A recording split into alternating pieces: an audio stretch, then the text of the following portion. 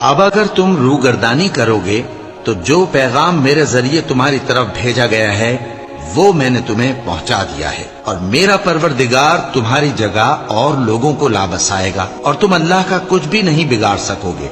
میرا پروردگار تو ہر چیز پر نگہبان ہے۔ اور جب ہمارا حکم عذاب آ پہنچا تو ہم نے ہود کو اور جو لوگ ان کے ساتھ ایمان لائے تھے ان کو اپنی مہربانی سے بچا لیا اور انہیں عذاب شدید سے نجات دی۔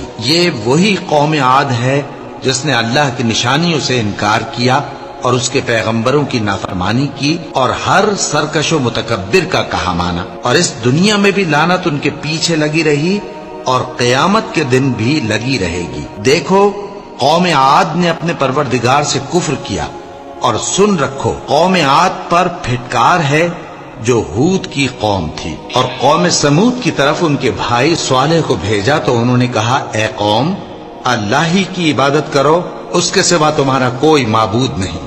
اسی نے تم کو زمین سے پیدا کیا اور اس میں آباد کیا، تو اس سے مغفرت مانگو اور اس کے آگے توبہ کرو۔ بے شک میرا پروردگار نزدیک بھی ہے اور دعا کا قبول کرنے والا بھی ہے۔